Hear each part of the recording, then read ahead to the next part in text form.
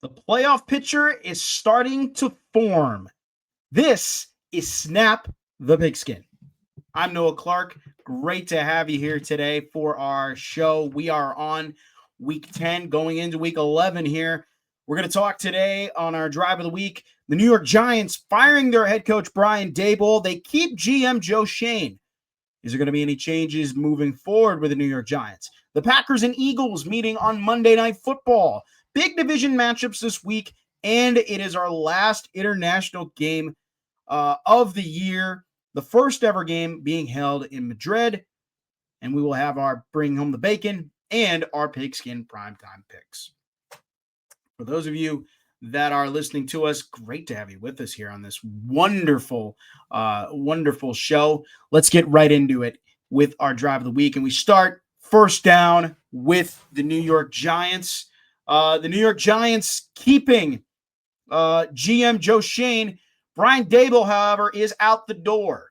The New York Giants announced their firing a couple days ago after their loss to the Chicago Bears. They were up in the game against Chicago. They're up by 10, lose the game against Chicago, and Brian Daboll, on top of that, loses his job on the flight back to East Rutherford. What does this mean for New York? A lot of things for the Giants. This is, once again, another head coach who is out the door for the Giants. Since Tom Coughlin left, the Giants have just been kind of a bad spot in terms of coaching. They've gone through coaches like Ben McAdoo, Pat Shurmur, Joe Judge, if you can remember that wild era. And now Brian Daboll. And for one, I was high on Brian Daboll. I was very high on Brian Daboll. I thought that this is the guy. This is the guy that could be perfect for the New York Giants. I was thinking for the New York Giants, this is a perfect head coach. You look at wherever he's gone, he's had success. He's had some good runs with teams. You look, he coached Tua at Alabama. He coached Josh Allen at Buffalo. I thought a lot of that success as a coordinator and as a coach has done him well. And I was thinking, in New York, this is a good fit. The problem was I didn't realize that he had Daniel Jones as his quarterback. And I don't think he realized that Daniel Jones was his quarterback. You look at this Giants organization with Brian Daboll coming in, there is a bright spot. Brian Daboll did get them to a playoff game. Got them to a playoff win back in 2022. Unfortunately, just never really materialized into anything. Never materialized into something special, something that could be really good for this team, moving forward.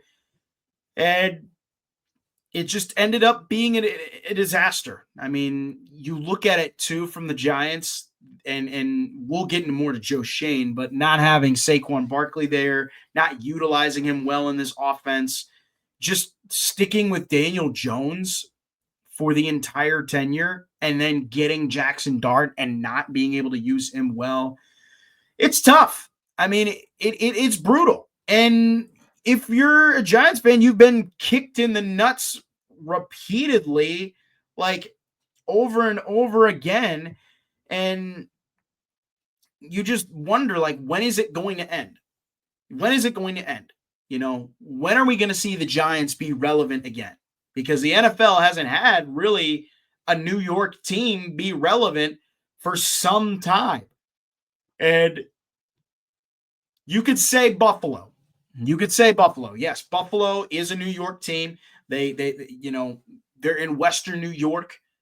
But I'm talking about like a big market New York City team. When's the last time we've seen it? And also, too, when's the last time the Giants have been good? When's the last time the Giants have been good? They have not been good for a long time. And you want to know how the last time, you want to know how bad of a run the Giants have been on in this past decade and now potentially this next decade? Giants haven't won a Super Bowl since 2011. Since that time, After 2011, they have gone the rest of the 2010s era. They only made it to one playoff game in the 2010s. This decade, the 2020s, they've only made it to one playoff game. They're 1-1 in playoff games. But the other thing is, too, since that time from the Super Bowl run, they've only made 2 playoff appearances. They've only had 1 playoff win. That is a bad stat. That is bad. Bad.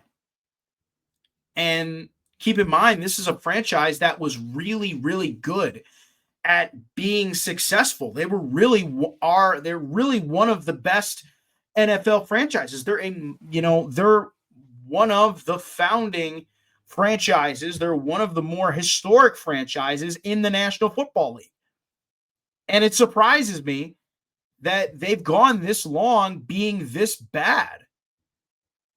And they've seemingly just wanted to stay this bad. I mean, you look at even to some of the bad decisions the front office has made, and with, Joe Schoen included. I mean, they get rid of the general manager that had got this Giants team to a Super Bowl. Then you go out, you get Dave Gettleman, who, by the way, everybody wants to say, by the way, I was not a big fan of the Gettleman hiring in the first place when they hired Dave Gettleman, because he only had 1 year. The 1 year he was there, his first year he was there in Carolina, he did get them to Super Bowl, but he got him there with the general manager that had the team before. So coming into New York, it was a disaster. Basically not wanting to take Dwayne Haskins, may he rest in peace, over Daniel Jones or Josh Hines Allen over Daniel Jones. And from that point, when they got Daniel Jones, they have not been the same franchise ever since that moment. They've not been the same franchise. They've been a franchise that's just been bad. That's been bad. And on top of that, it goes from Dave Gettleman now to Joe Schoen. And Joe Schoen, the Giants keeping him is by far the more head-scratching thing. I mean, Dable getting fired. I mean, we knew it was going to happen. We just didn't know when. Now it happens. And they have 7-8 games to figure this out. But I think, too, that the other head-scratching thing is, how do you keep Joe Schoen? How do you keep Joe Schoen on this roster, on this team? John Mara even said, too, that they, made a mistake with keeping Brian Dable, but also, too, the other mistake is in the building in Joe Schoen. Joe Schoen has not necessarily been a good drafter since coming over from Buffalo, being the director of player personnel, and he's been a disaster. You look, him not taking Michael Penix or trying to go up and get Jaden Daniels in last year's draft, and taking Malik Neighbors, who now Malik Neighbors is shelved for the year. Then you look at on that, like, just bad draft picks. the Evan Neal draft pick, how bad of a pick that was. Now, he did make up for it with Andrew Thomas, but you can't brush past the fact that, they didn't have a good situation. And then on top of that, too, Joe Schoen paying Daniel Jones, like giving Daniel Jones an extension and just saying we're going to ride with Daniel Jones. And obviously the cherry on top to this whole thing is the New York Giants letting Saquon Barkley go. And letting Saquon Barkley go to your division rival, the Philadelphia Eagles, and immediately, as soon as he gets to Philadelphia, he wins a championship. I mean, that's just bad. That's just bad. Like, bad. Like, you're betting on Daniel Jones. It just was insane. And, Daniel Jones is doing better, and the Giants and the Colts, are playing a lot better. But it's a head-scratcher to me of, was the organization bad? Did they fail him? It probably was on Dable's part. what also made me frustrated too was it took them 6 years before the Giants organization and Joe Shane realized it. I mean, them letting Saquon Barkley go. I mean, if anybody's watched Hard Knocks, the general manager, the offseason version of Hard Knocks, even John Mara was like, if he goes to the Eagles, I'm going to be sick to my stomach. I'm sure John Mara is still sick to his stomach because the Eagles now are one of the best teams in all of football. And we'll talk about them next year on Second Down, but it just is a head scratcher to me why John Mara would keep Joe Shane, knowing that, yes, the team is in dire straits. We need somebody. But if you're going to fire the head coach, you might as well clean house and fire the general manager too. And keeping him there only just brings in more of a problem of this Giants team's probably not going to go anywhere. Now, I will admit, Joe Shane may have found something with Jackson Dart. Maybe he found something with Malik Neighbors. He also did trade for Brian Burns and Kayvon Thibodeau. But still, I mean, the guy just kept Daniel Jones. He kept Daniel Jones and he let Saquon Barkley walk. That's bad. You cannot let that guy leave the building. And they did. And it's brutal. It's brutal. And maybe in 8 games when the season's over, the Giants will look back at New York and maybe they do fire Joe Shane. And it could be another situation like the Jacksonville Jaguars, where the general manager, where the head coach they have a head coach who they really like and they fire or they have a head coach they really like, but they won't come there because the general manager's there. And then maybe they fire him. Maybe it's another situation like that. We could see, you could see that potentially happening. It's just hard for me to see any head coach go there and be successful. Now there's a long list of candidates. You have Marcus Freeman, Steve Spagnuolo, former Giants staffer, who was on that group. Steve Spagnuolo being there. One Jeff Hafley, Packers defense coordinator, being on that list. He's a New York native. They have options. The problem is if you're going to be the head coach, I think you're going to be in a tough constraint, knowing what has gone on there with the New York Giants and knowing what's going on with the front office. So, yeah, we'll see what happens, moving forward. I think it's going to be tough. I think whoever the Giants head coach is going to be, they're going to have a tough time if Shane is there, being really able to craft the team. Now, it's amazing to me how Brian Daboll, in his first year, got that Giants team to the playoffs. It's amazing to me. What I also do think, too, for Brian Daboll is I think he'll bounce back relatively quickly. I think he will rebound relatively quickly. I think it was just a bad situation, and he needs a team that has a good structure and just needs that coach to just be a leader. We've seen it with teams before. We're seeing it with the Tampa Bay Buccaneers. Like, look at Tampa Bay with Todd Bowles. Todd Bowles was with the Jets. I mean, remember, he was with the Jets, and he got put into a bad situation there in New York. Gets fired, goes to Tampa Bay, be the defense coordinator for Bruce Arians, wins a Super Bowl, and then Bruce Arians retires, and he's the head coach, and they're still consistent. Why? Because they have a solid front office. They have a solid structure, a solid roof, if you will. That roof's not solid. You're going to have leaks through. You're going to have, water leaking through. That's where the Giants are right now. They need a strong roof. Right now, they have a rickety roof. They need somebody to fix that rickety roof, and it may have to come from John Mara. Tough sight. On to second down. Talk about Packers and Eagles. These two teams met on Monday Night Football. chance for the number 1 seed for Green Bay, chance to get the number 1 seed for Philadelphia. The end result, the Eagles coming out the winner in this game. Philadelphia winning 10-7 in what was a defensive slugfest from start to finish.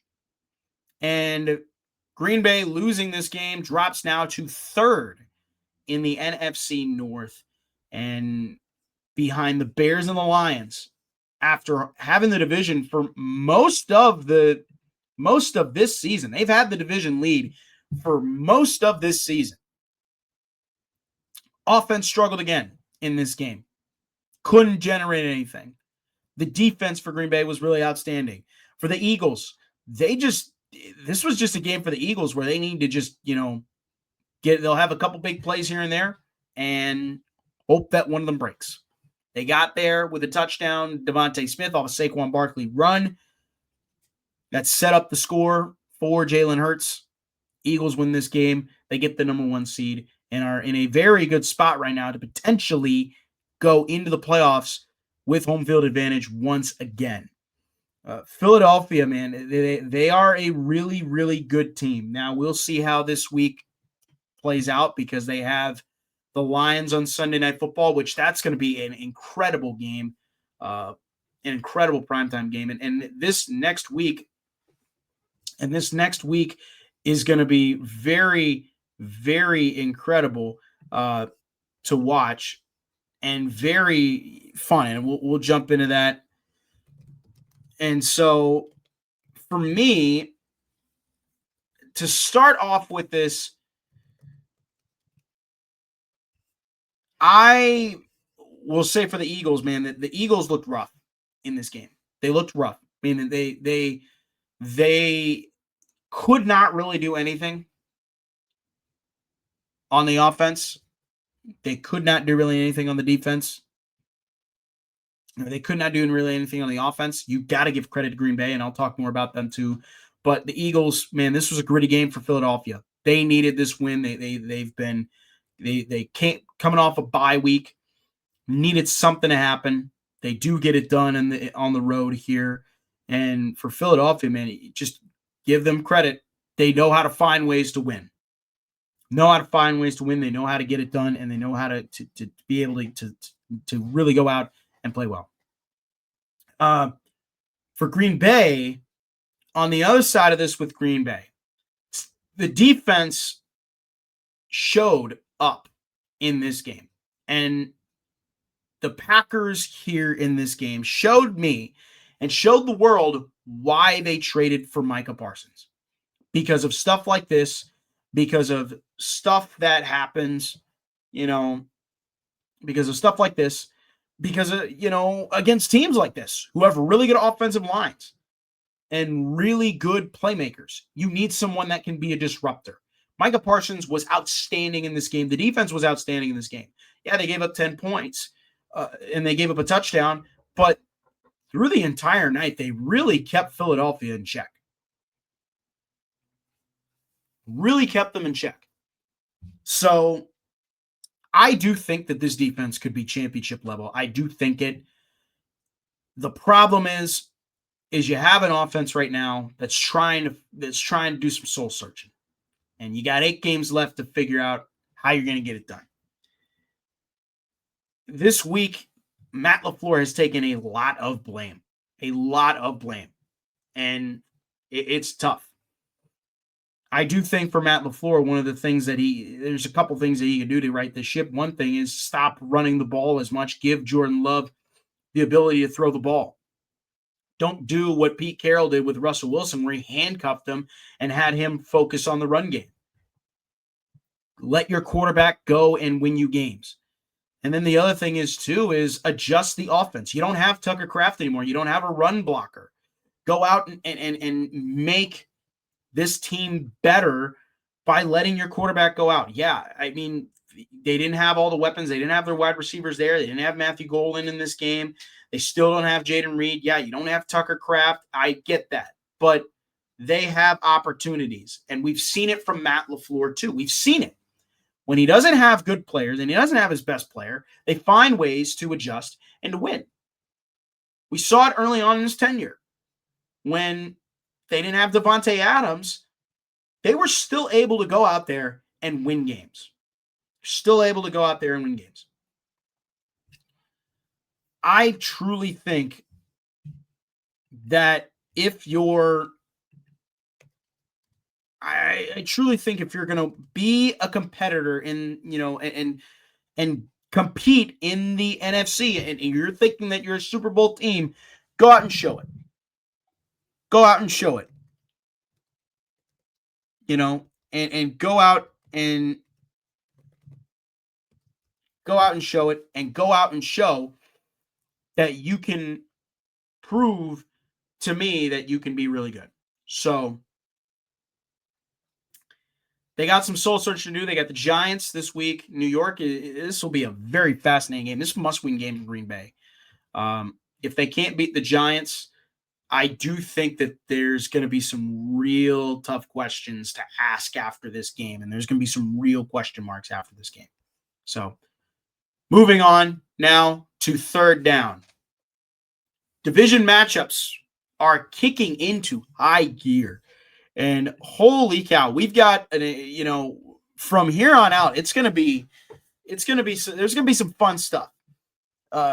We've got some major division matchups, some with playoff implications. There are 9 division matchups this week, with 6 of them being for big playoff implications. And let me just break down some of these matchups here that are in the divisions. NFC West battle, Rams and Seahawks in LA. That is going to be a big game. Panthers, Falcons, another big matchup. Both these teams trying to fight for a playoff spot. Texans, Titans. Texans trying to stay ahead. Bears, Vikings. Bears trying to get a little bit of revenge of what happened on their first week in the NFL season. Bengals, Steelers. The Unk Bowl Part 2 is going again here. Chargers, that's a fun one to watch. That's a really good one to watch. Bengals, Steelers. And so that'll be good. Cardinals, Niners. Brock Purdy is back in the lineup. Just breaking news before I hopped on here. Brock Purdy is back for the Niners. Kyle Shanahan's going to give him the green light and let him go. This will be fun for the Niners. Cardinals trying to keep their hopes alive in the regular season. Ravens, Browns. Ravens just trying to keep themselves going on a win streak here. Chiefs, Broncos. Chiefs kind of also really hanging on to their seat of their pants right now. They are really in a tough spot. All those games that I just mentioned, all division matchups that have playoff implications. I will tell you, man, we could really see this playoff picture really start to form. We could really see this playoff picture really start to take its shape and really start to see for what it is. I do think there are going to be some games that are going to be very interesting to watch. One, Broncos, Chiefs. Kansas City right now, they are in a very tough spot simply because they're playing for a playoff. They're playing for a wild card seed, which is very unheard of. And what also would be unheard of is if the Chiefs missed the playoffs. Andy Reid has not missed the playoffs in his tenure as the Chiefs head coach. He has not missed the playoffs. They have been to the playoffs, I think, every year he's been there. And at least with Patrick Mahomes, they've been there.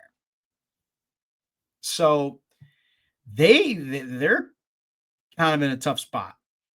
Bears, Vikings, I mean, this is going to be kind of the Bears' first test. They failed the test they failed early in the division test against the Vikings in week 1 and then in the Lions in week 2. They kind of bounced back now and have started to win a few games. Now you play the Vikings and you play them in the House of Horrors that is US Bank Stadium, searching for a win. I mean, this is a game where if the Bears win this game against Minnesota, they're really sitting in a very good spot. Like, very, very good. Like Chicago could be, could be sitting there by the end of this weekend as the team in first place. in the NFC North. You look on the other side in the AFC North, Ravens and Browns. Ravens just, like I said, they win against Minnesota, and here we go now. We're off and running. Ravens can get back to 500 with a win this week. If they win against Cleveland, they're sitting in a pretty good spot. And if the Bengals beat the Steelers, like, holy cow, we're sitting right now in a very interesting situation where it could be a two-way tie for first place in the AFC North. Like, it is very truly fascinating how this is going to fare out. And I, for one, am excited. And then you even think about the primetime game on Sunday with the Lions and the Eagles. Like, these two teams are both playing well. You got two division leaders right now duking it out. The Lions right now have been playing really well. They're red hot. They haven't been, they're red hot. They're killing teams right now. The Eagles also, too, coming off a big Monday night win. I don't know how you can go into this game thinking, man, one of these teams is going to come out with a 1 seed. And I said last week, I think the Lions, I do think the Lions could win the NFC. And I think they could be back in the 2 seed. I don't think they're going to be the 1 seed. I think they could be the 2 seed. I think they've figured stuff out. Green Bay is not playing well. And I think that's a big issue for them. And Chicago, if they win this game against Minnesota and they figure themselves out, man, like, holy cow, things could change in quite a hurry when we get to December. Love it. I love all these division matchups. I think they're going to be super fun, super exciting. And if you're an NFL fan, you better buckle up. This is going to we're going to really start to see now from week 11 to the end of the season of what's going to happen. And I can't wait. Moving on now, 4th down. We're kind of running through the show pretty quickly here, but last international game of the year in Madrid. Thank God it's over. I am so happy that the international games are done after this week. It's been week after week after week where I'm waking up to these like 8:00 start times in Madrid. And yeah, I mean, I'm excited. It's football. It's the NFL, but it's also like, let's make it a little bit later. Let's not put it like super early. And the international games too. I thought about this today. The international games are just weird too. Like, you either get a game that's a blowout, complete blowout. You get a game that's relatively close. Last week it was the Colts and the Falcons. That game went in overtime. This week you got the Dolphins and the Commanders. I thoroughly see one of these teams beating the other. Both these teams right now suck. And the Commanders right now, not in a very good spot. I mean, they don't have Jaden Daniels right now. They're kind of relying on Marcus Mariota. And the Dolphins just, yikes. I mean, they're the Dolphins. But thank goodness these international games are over. It's the first one in Madrid, I guess. Last week they had one first time in Berlin, Germany. And that was really fun to watch. That game was really good. Both running backs, Jonathan Taylor and Bijan Robinson, duked it out. What's this weekend going to be? It's going to be fun. We'll see. The one thing that I will say, along with the international games, is who's broadcasting these international games this year. I mean, these international games this year on NFL Network, we've had like the Fox crew, like the Fox bringing their crew over to do these international games. And it's kind of weird because I'm so used to listening to Rich Eisen call these games, but that's not been the case now. And it's been kind of back and forth too because we've also seen CBS do it. I don't think NBC's done one yet. I remember though too, if very faint memory, Yahoo did one. I remember that Yahoo did a game. That was like the first game. Maybe that was the first game of the streaming era. I might be wrong, but like I remember that. Like Yahoo did a game in I think it was London. Is either at Wembley or is at Tottenham Hotspur Stadium. I don't think Tottenham Hotspur Stadium was open yet, so I think it was at Wembley. But if any of you NFL fans remember the game on Yahoo, that's a time, man. The NFL is just trying anything that stick. So I mean, now you look at it too. I mean, the NFL's got Christmas Day games on Netflix. We got Black Friday game on Amazon Prime. Like they're sticking, and man, they ain't going away anytime soon. Same with the international games. And Roger Goodell wants more international games. I'm like, dude, let's not get into December here. Like if we get international games going in December, you are absolutely out of your mind. I don't want it. Don't want it. Very happy though that this is the last one of the season. All right. Moving on. We're going to wrap up our show here, bring home the bacon and pigskin prime time picks. This guy, phenomenal performance. And going back to London, both these two dueled it out. Bijan Robinson and one Jonathan Taylor, former Badger. Absolutely having an incredible season too, by the way, might I add. And he gets this week a slab of bacon. Jonathan Taylor, 32 carries, 3 touchdowns, 244 rushing yards in an international overtime win over the Falcons. Phenomenal performance, including too the longest run of his career with 83 yards.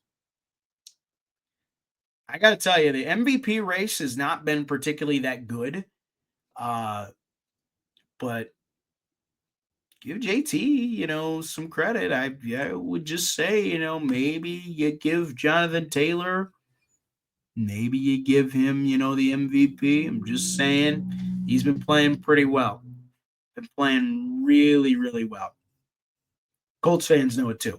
And if there's Colts fans coming up and listening to the show too, you got a good one there. Don't let him go. So moving on. We're going to keep on pushing. We're going to finish out the show now. Pigskin Primetime Picks. We got it's an Oreo sandwich this week of bad, good, bad. Starting with this game, Thursday Night Football, Jets and the Patriots. Not going to say much about this. The NFL, though, is doing their rivalries uniforms, and the Patriots are wearing their rivalries uniforms. I don't know what the heck they're doing. The NFL's just the NFL's trying anything that sticks. They're trying to copy what the NBA does with their City Edition uniforms. And so that'll be something. But for this game, I got the Patriots winning by 13. New England's been really good this year. They've been playing at a really good level. And I do think if you're a Patriots fan, man, if New England gets to the playoffs and they make a run with this team, I mean, give Vrabel Coach of the Year because the job that he's done in New England is absolutely outstanding. He's got this team being a winner again, and it's taken him a while to see this Patriots team be a winner again. I mean, even after Brady left, they couldn't find their way, and now with Vrabes coming in, man, the Patriots are on a whole nother level. I got Pats by 13 in this one on Thursday night. I think they're going to crush the Jets. I don't see New York really making this a game at all. So, the game of the week. This is also too the part of the Oreo sandwich. This is the best game, probably the best game of the entire week. Lions and Eagles. I got the Eagles winning this one by 3. This was a tough pick because I think the Lions are playing super well. But this game is in Philadelphia. This is at the Link. And Detroit hasn't played on that linked surface yet, and they really haven't played. They really haven't had a test where they've won. Every test that they've played so far, they've struggled. This is kind of their first real opportunity to kind of show that, hey, we've made some changes. We're going to be a really good team. I see them making it close against the Eagles, but I see Philadelphia winning this game. It's at home. It's very hard for the Eagles to lose. I don't think Philadelphia has only lost one game at home this year to the Broncos. Every single one of the games, though, they've been really good, and they've won them, in gritty fashion. You look at this Monday night game against the Packers. They won that game in gritty fashion. I see Philadelphia winning this one. I see the Eagles winning this one by 3, and I see them getting the win and keeping, and staying ahead of the division or the conference race for number 1 seed in the NFC. And then our final game of the week, and this is the end of the bad sandwich. Oh my goodness. Cowboys and Raiders. Dude, like last week we were blessed with Packers Eagles, and yeah, that game didn't turn out as exciting, but we're going into Cowboys and Raiders, and this is going to be a brutal watch.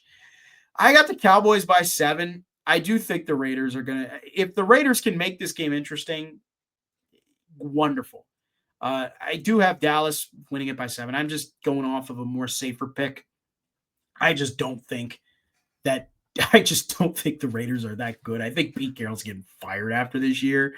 They just are bad. I think he's gonna get fired. And Brian Schottenheimer maybe might get fired. I don't know what Jerry Jones is doing, but this will also be the first game too with Quinnen Williams in the lineup. So and Logan Wilson in the lineup. So they've had the bye week to just kind of get this team ready, get this defense ready. So it'll be interesting to see what this defense looks like, if they're going to be better or if they're going to be worse. Who knows? Right now the Cowboys are in a tough spot. So, all right. With that does it for us here on Snap the Pigskin. Tune in every week to listen to us at YouTube/Snap the Pigskin. Give us a like and a subscribe to the channel. Also, listen to us wherever you get your podcasts. You can find us on Spotify, Apple Podcasts, Amazon Podcasts, iHeart Podcasts, and much more. And so with that, I'm Noah Clark. We will all catch you next time when we get into Week 12 after we break down this incredible weekend of football that we're going to have here coming up. So buckle up, and we will see you all next time on another edition of Snap the Pigskin.